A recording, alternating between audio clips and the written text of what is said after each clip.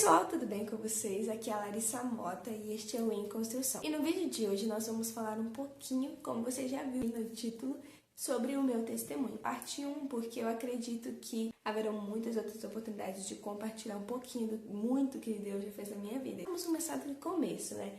Eu nasci em um berço cristão. As pessoas usam esse termo para falar que os pais ou avós, as pessoas de criação, já são cristãos quando ela nasce. Então esse foi o meu caso. Os meus pais eram cristãos, já eram pastores quando eu nasci. Sempre fui imergida nesse contexto cristão. Foi muito bom porque eu vejo que foi uma proteção de muitas coisas que esse mundo pode trazer. Minha primeira Bíblia eu ganhei aos 4 anos. Eu nem sabia ler. Eu aprendi a ler com 5 anos. Eu tenho a memória de criança lendo Ruth, Esther, 1 e 2 Samuel, que eram os meus favoritos. Eu gostava das histórias. Eram meus personagens favoritos. Era Ruth, Esther e Davi. Então eu já li muitas vezes esses livros na Bíblia desde criança. Já tinha meu momento devocional. Os meus pais me ensinavam a orar e eu aceitei Jesus quando criança. Independente se você nasceu ou não num contexto cristão, você precisa ter o seu encontro pessoal com Jesus. Eu sempre li a Bíblia, orei, falei com Jesus, orava antes de dormir. Um fato curioso. Sempre antes de dormir eu orava assim, eu fazia minha oração agradecendo pelo dia, falava: Jesus, escreve meu nome no livro da vida. Um dia eu tava em casa e minha mãe ouviu isso e falou, tipo, como assim, menina? Ela me explicou todo o plano da salvação e falou: minha filha, você já orou pedindo a Deus, já aceitou Jesus como Senhor Salvador da sua vida, o seu nome já está no livro da vida, desde que você tem fé, você já declarou, então não precisa ficar orando sempre para Deus escrever o seu nome no livro da vida, porque o seu nome já está escrito, porque você aceita Jesus, porque todo aquele que crê em Jesus, confessa que Ele é o único Senhor e Salvador da sua vida, é imergido na família de Deus e seu nome está escrito no livro da vida, que é o livro da vida eterna, né? A lista de pessoas que vão viver no céu, vamos dizer assim, de uma forma bem resumida. Eu tinha muito medo da morte, sabe? Eu tinha muito medo de dormir e não acordar. Então eu ficava tipo, oh, meu Deus, Senhor, por favor, escreve meu nome no livro da vida. Porque eu achava que se eu pecasse, na minha cabecinha assim, eu pequei no dia. Então eu pedia perdão pelos pecados e pedia pra Ele escrever meu nome de novo, porque eu pequei, então Ele apagou. Eu achava que era assim que funcionavam as coisas. Então eu sempre orava por isso e falava que Deus, por favor, escreve meu nome no livro da vida. A minha mãe, uma noite, né, com uns 11 anos, ela me explicou. Ali, naquele dia, eu entendi que eu já era salva, que o Senhor fazia parte da minha vida. Eu não precisava ter medo da morte, eu não precisava ter medo de dormir e não acordar no outro dia, porque eu estava salva em Jesus. Mas algo que me marcou mesmo foi aos meus 14 anos. Eu posso dizer que foi a minha primeira grande experiência especialíssima. Eu morava em São José dos Campos, que é uma cidade que tem a empresa Embraer. Esse período, no ano do ensino fundamental, a cidade toda e a região é movimentada a prova da Embraer, que é a prova para o pessoal que está no ensino fundamental, na escola pública, fazer a prova para tentar estudar no colégio da Embraer, que é tipo um dos melhores colégios, se não o melhor colégio da região. Então, principalmente por ser algo, vamos dizer, de grátis, disponível para o povão, não precisa pagar. 200 vagas, então milhares de pessoas faziam essa prova. Então a gente estudava, ralava o ano todo para no final do ano fazer essa prova. E eu sempre amei estudar, então imprimi esse desejo, esse sonho de ir estudar no colégio da Embraer, porque era o melhor, que diziam ser o melhor, que eu acreditava ser o melhor para mim no ensino médio. Se você fazia isso no colégio da Embraer, era certo, a sua faculdade estava certa, tudo garantido. Então, seu futuro já estava garantido. E eu coloquei meu sonho em esperança nisso. Durante todo o ano de 2014, eu me dediquei super. A jornada era basicamente ir para a escola de manhã cedo, ficar das 7 ao meio-dia na escola estudando, voltar para casa, almoçar rapidão e à tarde ir para o cursinho preparatório para a Embraer. E ainda por cima, quando chegava em casa e voltava a estudar para as provas do ensino fundamental e revisar tudo que eu tinha estudado até aquele dia sobre a prova da Embraer, que era o conteúdo do fundamental todo, né? E ainda por cima, tinha a tropa de elite no cursinho preparatório que eu fazia. Era aqueles alunos que se dessem melhor no simulado, que tinha todo mês, ou de 2 em 2 semanas. Eu tinha aulas extras para estudar mais ainda e se aprimorar mais, para ter reforço. Eu participei alguns meses desse grupo que era a tropa de elite. aprendi a fazer redação, aprendi, é tipo um Enem, só que para o fundamental. Então foi bem legal, eu aprendi bastante, foi um tempo muito bom e eu estava muito confiante de fazer essa prova, né?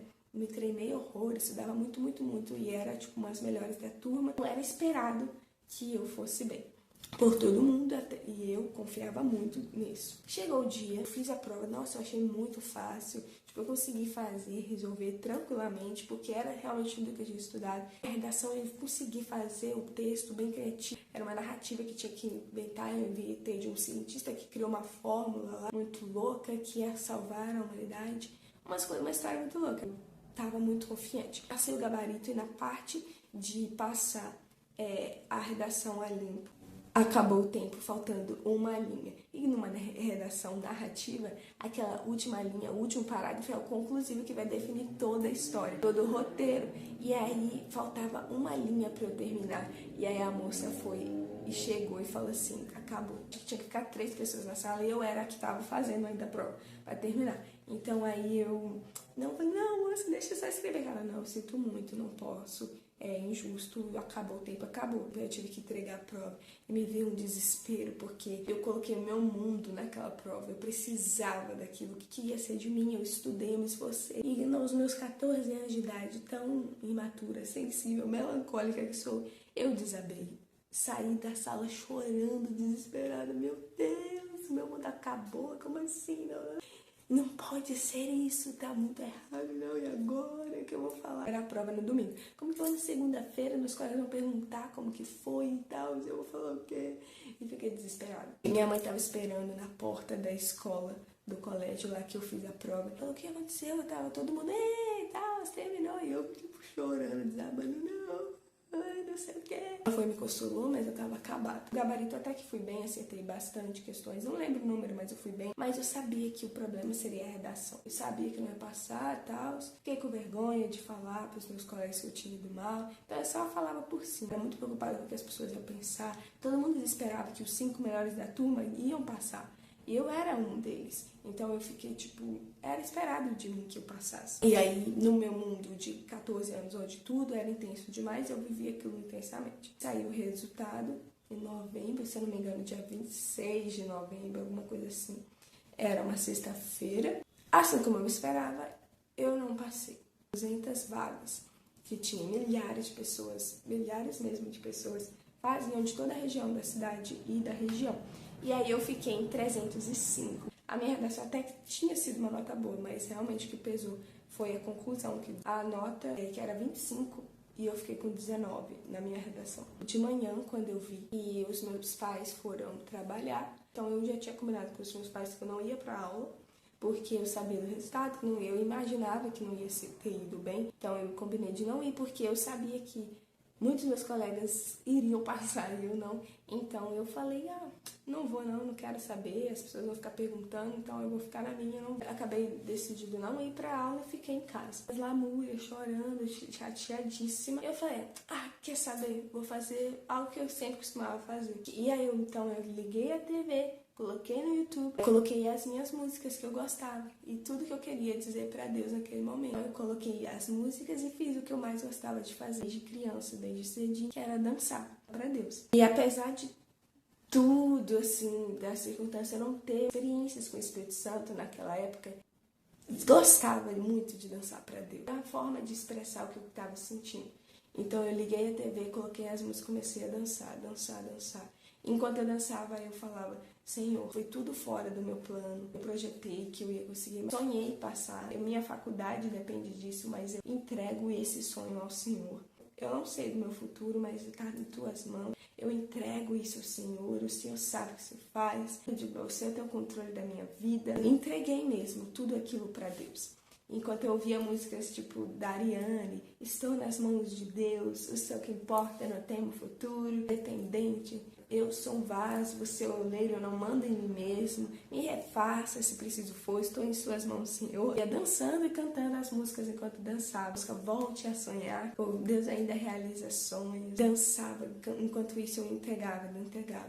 E aí no momento eu lembro que eu estava prostrada na sala da minha casa, chorando, cansada, frustrada. Me sentei encostada no sofá. eu ouvi uma voz super audível, mas dentro de mim, que dizia: você é minha adoradora. Eu te fiz para me adorar. Você nasceu para me adorar. Essa é a sua identidade. Eu entendi tudo, sabe? Que era a voz de Deus e me marcou totalmente. Tomei isso como verdade na minha vida. Era isso que eu ia fazer, independente das circunstâncias. Não importava o que for. Eu era adoradora. Deus falava. E a adoradora não é tipo, você nasceu para adorar, então você é minha serva e pronto, acabou, assim. Não. Mas eu entendi a minha identidade. Não importava as circunstâncias, não importava o meu futuro. Eu estava fazendo aquilo que eu fui chamada para adorar a Deus, servir a Deus, seja com dança, com música, com o que eu viveria a minha vida para adorar a Deus. Naquele dia, dançando, adorando a Deus, e ali, naquele momento, o Senhor veio com paz no meu coração, sabe? Eu pude entender tudo e descansar nele, entreguei realmente aquilo para ele. E tomei essa voz que me dizia a minha identidade como uma verdade na minha vida e adicionei isso.